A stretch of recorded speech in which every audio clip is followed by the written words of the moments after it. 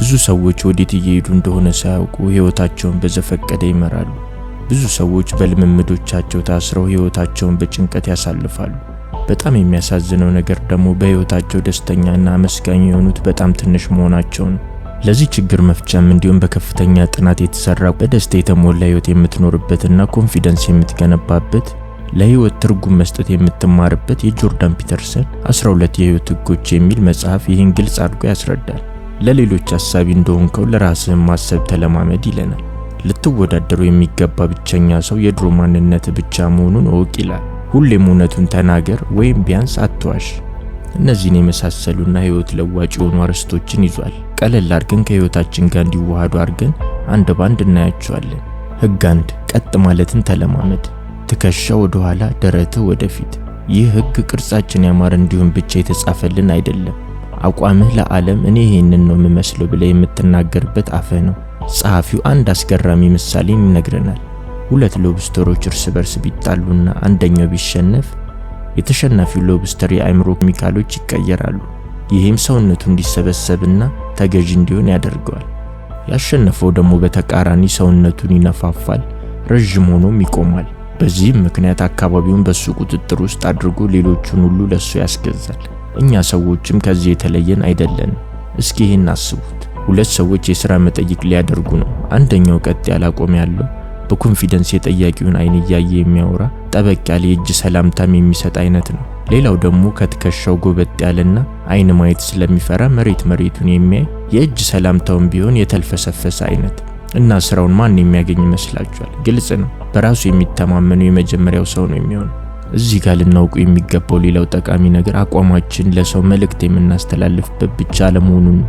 ሰዎች የኛን አቋም አይተው እኛን እንደሚመዝኑን ሁሉ እኛም ለራሳችን የሚኖረን ግምት ከአቋማችን ጋር በጣም የተገናኘ ነው። ስለዚህ ካንተ የሚጠበቀው ትከሻህን ወደ ኋላ፣ ደረትህን ወደፊት ማድረግ ብቻ ነው። አእምሮ አቋምህን ሲያይ በራስህ እንደምትተማመን ስለሚያምን በራስ የመተማመን ኬሚካሎችን አብዝቶ ባንተ ውስጥ ይለቃል። ሕግ 2 ለሌሎች አሳቢ እንደሆንከው ለራስህም ማሰብን ተለማመድ። ጆርዳን የመጽሐፉ ጸሐፊ አንድ ጠንከር ያለ እውነታ ይነግረናል። ለሰዎች የምናዝነውን ያህል ለራሳችን አናዝንም። ሰዎች ላይ የማንጨክነውን ጭካኔ ደግሞ ራሳችን ላይ እናደርጋለን። ጓደኞቻችን በፈለጉት ሰዓት ሳናመነታና የፈለጉት ቦታ ተሯሩጠን እንገኛለን። የፈለጉትንም ሲያወሩ እንሰማቸዋለን። እንደዚህ አድርግ ብለን የቻልነውን ያህል እንመክራቸዋለን። ብዙዎቻችን ግን ይህን ለራሳችን ስናደርግ አንታይ። ውስጣችን ስሙኝ እስኪ አንዴ ይለናል። እኛ ግን ቦታ ሰጥተነው አናውቅም። ሰውነታችን እባካችሁ መሽቷል ደክሞኛል ልተኛ ይለናል። እኛ ግን ትንሽ እያልን ስልካችንን እንነካካለን። ጀርባችንም እረ ክብደታችንን አልቻልኩትም እባካችሁ ቀንሱልኝ ይለናል። እኛ ግን ጭራሽ የምንመገበውን ምግብ እንጨምራለን። ነፍሳችንም ጥሬ ይሄ ነው ህልሜን ልኖርበት እያለች እየተማጸነችን ነው።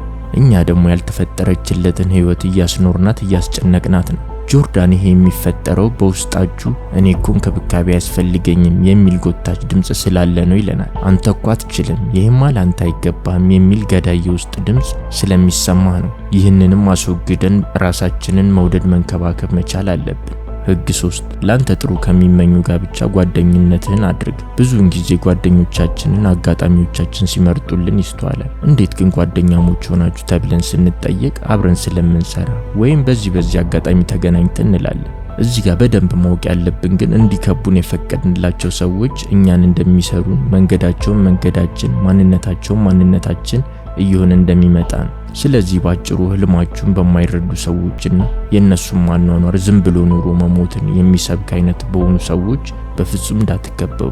አዋዋላችሁን አስተካክሉ። ሕግ 4 ልትወዳደሩ የሚገባ ብቸኛ ሰው የድሮ ማንነት ብቻ መሆኑን ወቅ። ይህ ሕግ ከምን ጊዜውም በላይ በአሁኑ ጊዜ ያስፈልገናል። ሲጀመር ፈጣሪ እርስ በርስ ሊያወዳድረን አልፈጠረንም። ልክ እንደ መልካችን የተለያየ ማንነት ሰጥቶ ሌላው እንድናገለግል ፈቅዷል እንጂ። ግን የምንኖርበት ዓለም አሸናፊዎች ይቀጥላሉ ብሎ ካስተማረንና እኛም አምነን ተቀብለን መኖር ከጀመርን ቆየን። የዚህ መጽሐፍ ጸሐፊ ጆርዳንም አትደግ እያልኩ አይደለም፣ ግን ውድድርህን ካለፈው ማንነትህ ጋር ብቻ አድርግ ይለናል። ሕግ 5 ልጆችህ እንዳትወዳቸው ሊያደርጉ ከሚችሉ ድርጊቶች ጠብቃቸው።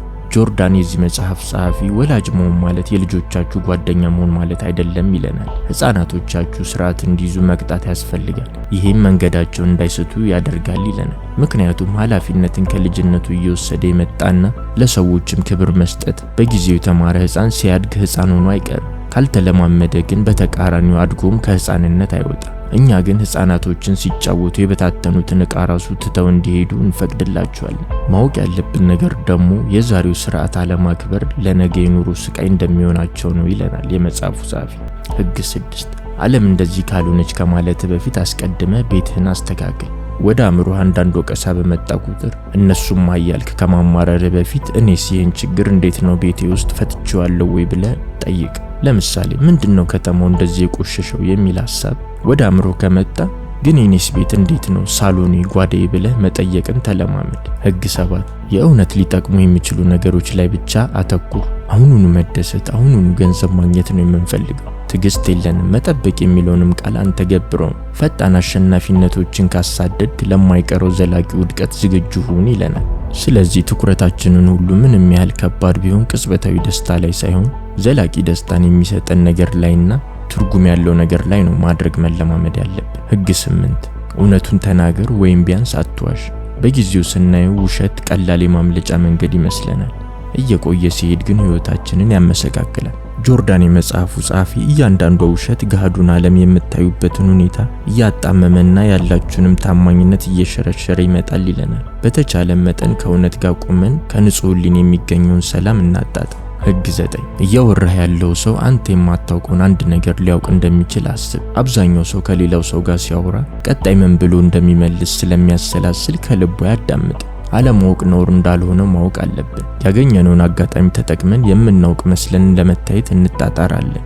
ይህ ደግሞ አዲስ ዕውቀትን እንዳናስገባ አድርጎናል። እስኪ በቀጣይ ሰው ሲያወራ ያለማቋረጥ ለመስማት እንሞክር፣ ወይም ሳይጨርስ እሱን ነገር አውቀዋለሁ እኔ ማለት እናቁም። ሕግ 10 የምታወራው ንግግር ጥንቅቅ ያለ ይሁን። በንግግራችን ውስጥ ያወቅነውን ሁሉ መናገር አዋቂ ስለሚያስመስለን ያስደስተናል። ግን ደግሞ ከሰውም ጋር የምናወራበትም ይሁን ንግግር የምናደርግበት ዋነኛው ምክንያት መልእክታችንን ወይም ዕውቀታችንን ማስተላለፍ መሆን አለበት። ዕውቀታችንን ማሳየት ሳይሆን ዕውቀታችንን ማስተላለፍ።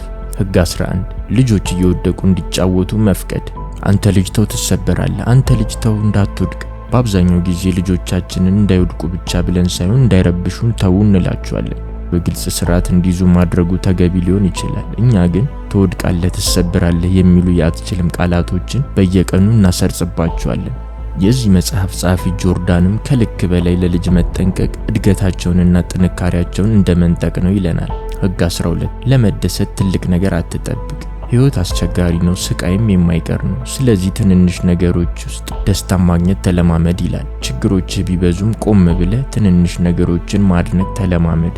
መደሰትና ማመስገን ልመድ። ምስጋና ትንሽ ትልቅ ብሎ የሚመደብ አይደለም። ማንኛውም ምስጋና መረጋጋትና ሰላም ይሰጣልና በትንንሽ ነገሮች መደሰትና ማመስገንን ልመድ። ይህ ቪዲዮ ጠቃሚ ነው ብላችሁ ካሰባችሁ ይህንን ቻናል ሰብስክራይብ በማድረግ የቻናሉ ቤተሰብ ይሁኑ። አመሰግናለሁ።